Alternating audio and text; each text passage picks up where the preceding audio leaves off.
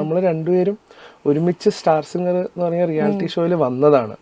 അപ്പം അത് നമുക്ക് ഭയങ്കര മറക്കാനാവാത്ത അനുഭവമാണ്. ഇപ്പം ഞാൻ മ്യൂസിക് ചെയ്ത് അത് നജീം പാടി ആ സോങ് ഭയങ്കര ഹിറ്റാവുന്ന സമയത്ത് നമുക്കത് ഒരിക്കലും മറക്കാനാവില്ല ആ ഒരു അനുഭവം. ഫ്രണ്ട്ഷിപ്പിന്റെ ബോണ്ടും കൂടി.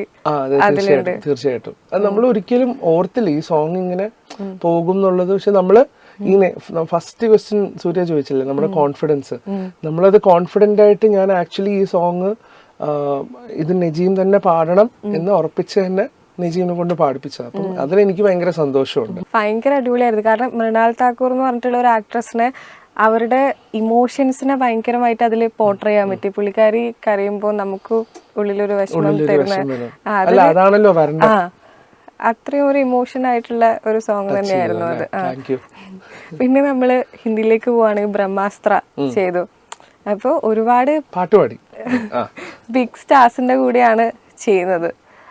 എപ്പോഴെങ്കിലും വിചാരിച്ചിട്ടുണ്ടായിരുന്നോ ലൈക്ക് നമ്മള് ഒരു ചെറിയൊരു സ്പാൻ ഓഫ് ടൈം കൊണ്ട് തന്നെ ഇത്രയും ഒരു ഇതിലേക്ക് എത്തും, അല്ലെങ്കിൽ ഇത്രയും ലാംഗ്വേജസിൽ നമുക്ക് ചെയ്യാൻ പറ്റുമെന്ന് തോന്നിയിരുന്നു?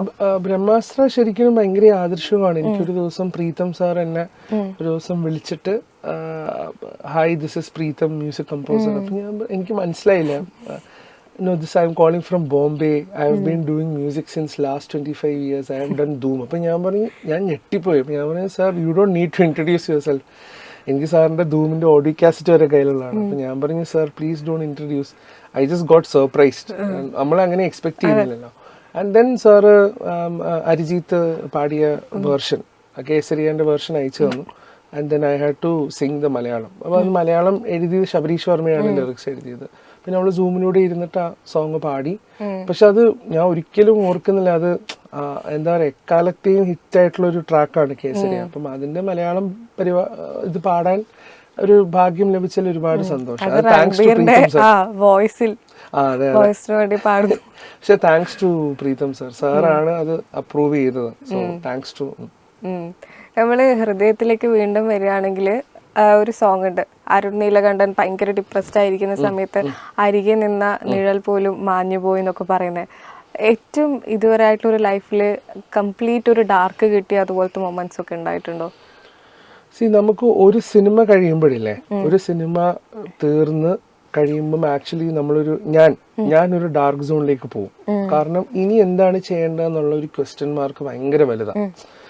നമ്മള് കണ്ടിന്യൂസ്ലി ഇങ്ങനെ വർക്ക് ചെയ്തുകൊണ്ട് പോകുന്നതിലുപരി ഒരു ഫിലിം കഴിയുമ്പോൾ, ഇപ്പം എനിക്ക് മാമൻ സിനിമ കഴിഞ്ഞു, ഞാൻ ആക്ച്വലി ബ്ലാക്ക്ഡ് ഔട്ട് ആയിരുന്നു. മാമന് വേണ്ടി വർക്ക് ചെയ്ത് മാമൻ ഹിറ്റായി. ഇനി എന്താണ് ഇനി നെക്സ്റ്റ്? അപ്പോഴാണ് പിന്നെ KCF 2 വന്നത്. ഇപ്പൊ KCF 2 ഇറങ്ങി ഇപ്പോഴും ഞാൻ ബ്ലാക്ക്ഡ് ഔട്ട് ആണ്. ഇപ്പൊ ഒരു 3-4 ദിവസം ഈ ആൾക്കാരുടെ ഫീഡ്ബാക്ക് അവിടുന്ന് ഇവിടുന്നും നല്ല റെസ്പോൺസസ് വരുന്നു, എല്ലാവരും വിളിച്ച് ഗംഭീരം എന്ന് പറയുന്നു. അപ്പൊ ഞാൻ എന്നോട് നോക്കി ഇനി എന്താണ് നെക്സ്റ്റ്. ഇത് ആക്ച്വലി ഒരു ബ്ലാക്ക് സോൺ ആണ് എന്നെ സംബന്ധിച്ച്. ഇനി നെക്സ്റ്റ് എന്താണ് ചെയ്യേണ്ടതെന്നുള്ള സോൺ, ആ സോൺ മറികടന്ന് മുന്നോട്ട് പോവാന്ന് പറയുന്നത് ഒരു ഹെർക്കൂലിയൻ ടാസ്ക് ആണ്. കാരണം നമ്മളിരുന്ന് വർക്ക് ചെയ്യണ്ടേ, ഇമോഷണലി നമ്മൾ കുറച്ചൊന്ന് സ്ട്രോങ് ആവണമല്ലോ.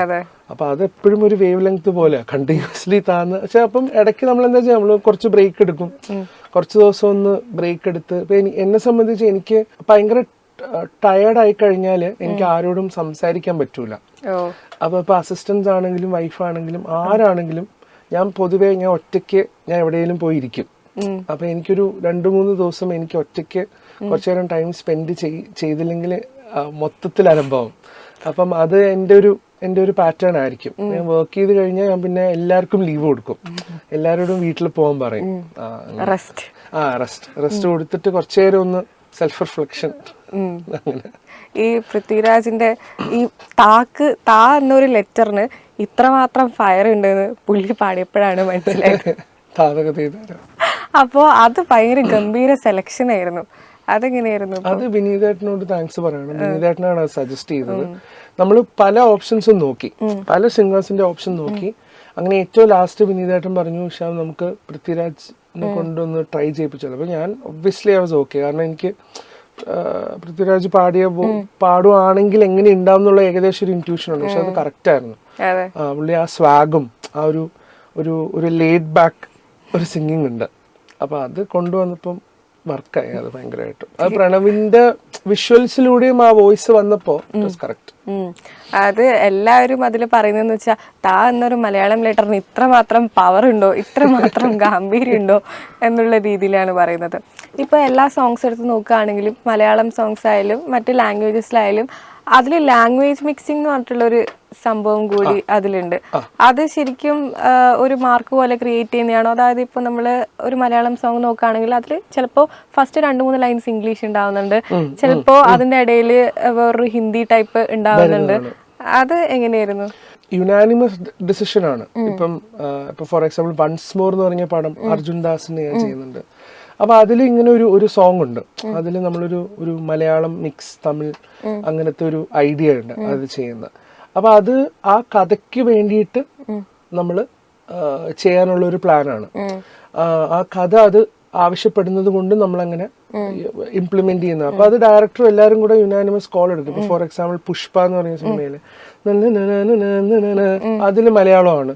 അത് ആക്ച്വലി ആ ട്രാക്കിന് അതിൽ മലയാളം ഇൻഫ്ലുവൻസ് ഒന്നും ആ സിനിമയിലില്ല. പക്ഷെ ആ പാട്ടിനെ ഒന്ന് എക്സൈറ്റ് ചെയ്യിപ്പിക്കാനും കേൾക്കുന്ന ആൾക്കാർ ഇത് ഭയങ്കര രസമുണ്ടല്ലോ, പെട്ടെന്ന് എന്താ മലയാളം ലിറിക്സ് വരുന്നത്, അതിന് വേണ്ടിയിട്ടാണ്. അപ്പം എന്താണ് ഒരു മ്യൂസിക് ഡയറക്ടറിന്റെ പ്ലാൻ, എന്താണ് ആ സോങ്ങിൽ ഉദ്ദേശിക്കുന്നത്, ആ സോങ്ങിനെ എങ്ങനെ ആൾക്കാരിലേക്ക് എത്തിക്കണം, അതിന്റെ ഒരു USP ആയിരിക്കും ഒരു പക്ഷേ മിക്സിംഗ് ഓഫ് ലാംഗ്വേജ്. അതിലാണ് ഇപ്പം ഇംഗ്ലീഷ് ഫോർ എക്സാമ്പിൾ ആരാധ്യ ഖുഷിയില് അത് ഇംഗ്ലീഷ് അതിൻ്റെ അകത്ത് കൊണ്ടുവരേണ്ട ആവശ്യമില്ല. പക്ഷെ ഞാൻ കമ്പോസ് ചെയ്ത സമയത്ത് ഞാൻ ആക്ച്വലി നാച്ചുറലി വെറുതെ അങ്ങനെ പാടിയതാ. അങ്ങനെ പാടിയിട്ട് ആരാധ്യ അങ്ങനെ പോയതാ. അപ്പൊ ഡയറക്ടറിന് അത് ഇഷ്ടമായി. കുറച്ച് പെട്ടെന്നൊരു ആദ്യത്തെ 5-10 സെക്കൻഡില് പെട്ടെന്ന് എന്തെങ്കിലും എക്സൈറ്റിംഗ് ആയിട്ടുള്ള ഒരു ഫാക്ടർ കൊണ്ടുവരാൻ ശ്രമിച്ചതാ. അതിന്റെ ഭാഗമായിട്ടാണ് ഈ ലാംഗ്വേജ് മാറുന്നത്. എന്തായാലും ആരാധി ഇപ്പൊ ചെറുതായിട്ട് പാടില്ല. പാടാം. അറിയാതെ മനസ്സാകെ തൂ മധുര പ്രണയം തൂവി തൂവി കണ്ണിമയോരം താരകൾ മിന്നുന്നേ, ഇരുൾ മൂടിയുറങ്ങും ചെമ്പനി നീരെ പുൽകിയുണർത്തും വെൺമതി നീയെ, ആരാധ്യ ആരാധ്യ തമ്മിൽ തമ്മിൽ ചേരാമെന്നും ആരാധ്യ ആരാധ്യ ആരാധ്യ നീയില്ലാതിന്നില്ലൻ ജന്മം ആരാധ്യ. വിജയ് ദേവരകൊണ്ടന്റെ ഫസ്റ്റ് പടത്തില് അർജുൻ റെഡ്ഡിയിൽ ഒരുപാട് ഇതുപോലത്തെ സോങ്സ് ഉണ്ടായിരുന്നു. ആ പാട്ടുകൾ കൊണ്ട് ഭയങ്കര ഹിറ്റായ ഒരു സിനിമ കൂടിയാണ് അത്. അതിനുശേഷം പുള്ളിയുടെ പാട്ടുകൾ ഉണ്ടായിട്ടുണ്ടെങ്കിലും വീണ്ടും ഒരു പാട്ടുകളിലൂടെ പുള്ളി ഓർമ്മിപ്പിച്ച ഒരു ഫിലിം കൂടിയാണ് ഇത്. ആരാധ്യ എന്നുള്ള ഭയങ്കരമായിട്ടുള്ള ഒരു ഹിറ്റ് എല്ലാ ലാംഗ്വേജസിലും അത് വന്നു. ഒരു പ്രേമപ്പാട്ട് ഇല്ല, അത് ഖുഷി ഫിലിം എനിക്കെപ്പോഴും ഒരിക്കലും മറക്കാനാവാത്ത ഒരു നാഴികക്കല്ലായിരിക്കും ആ സിനിമ. കാരണം ഹൃദയത്തിന് ശേഷം ഇമ്മീഡിയറ്റ്ലി നെക്സ്റ്റ് ഒരു ഫിലിമാണ് ഖുഷി. അതും അത്രയും വലിയൊരു ബഡ്ജറ്റ് ഫിലിമായിരുന്നു. വിജയ് ദേവരകൊണ്ട, സമന്ത വർക്ക് ചെയ്തു. മൈത്രി ഫിലിം മേക്കേഴ്സ് ആണ്. Director Shiva nirvana. Shiva already previously work ചെയ്ത ഡയറക്ടറാണ്. അപ്പൊ അങ്ങനെ ആ ഒരു സിനിമയിലേക്ക് നമ്മൾ വരുമ്പം ഒബ്വിയസ്ലി എനിക്കറിയാം ഇതിന്റെ സ്റ്റേക്സ് ഭയങ്കര ഹൈ ആണ്. കാരണം ഈ സോങ്സ് വർക്ക് ആവണം വിജയന്റെ സിനിമയില്. കാരണം പുള്ളി അവര് ഭയങ്കര സോങ്സിന് ഇമ്പോർട്ടൻസ് കൊടുക്കുന്ന ഒരു ഇൻഡസ്ട്രിയുമാണ് ആക്ടേഴ്സും ആണ്. അപ്പം അതിന്റെ ഒരു തോന്നല് ഭയങ്കരമായിട്ട് കരുതല് മനസ്സിലുണ്ടായിരുന്നു. ബട്ട് ഐ തിങ്ക് സംഭവം അതിലെ എല്ലാ പാട്ടും, ഇപ്പൊ ഖുഷി ടൈറ്റിൽ സോങ് ആണ്, നാറോജാനുവേ, എല്ലാ സോങ്ങും നല്ല രീതിയിൽ മണിരത്നം ഫാന് ആ ഒരു സമയത്തുണ്ടായിരുന്നു. മണിരത്നത്തിന്റെ അത് പക്ഷെ ആ സിനിമയ്ക്ക് വേണ്ടിയാണ്. സിനിമയിൽ അങ്ങനെ ഒരു ഇൻസ്റ്റൻസ് വരുന്നുണ്ട്. അങ്ങനെയാണ് ശിവ പറഞ്ഞത് നമുക്ക് മണിരത്നം സാറിന്റെ ഫിലിംസിന്റെ പേര് വെച്ചിട്ട് ചെയ്താലോ. അങ്ങനെയാണ് ആ സോങ് വർക്ക് ചെയ്തത്. ഈ സിംഗിങ് ആണ് കമ്പോസിംഗ് ആണ് കുറച്ചുകൂടി എളുപ്പമായിട്ട് തോന്നുന്നത്? രണ്ടും ഒരുമിച്ച് വരുന്നതാ സൂര്യ.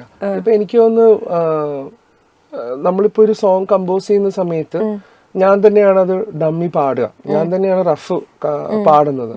അപ്പൊ ഇറ്റ്സ് പാർട്ട് ഓഫ് മീ. ഇപ്പം ഞാൻ മറ്റ് മ്യൂസിക് ഡയറക്ടേഴ്സിന് പാടുന്ന സമയത്തും എൻജോയ് ചെയ്യാറുണ്ട്. പക്ഷെ കമ്പോസ് ചെയ്യുന്ന സമയത്ത് യു ആർ ഇൻ കൺട്രോൾ.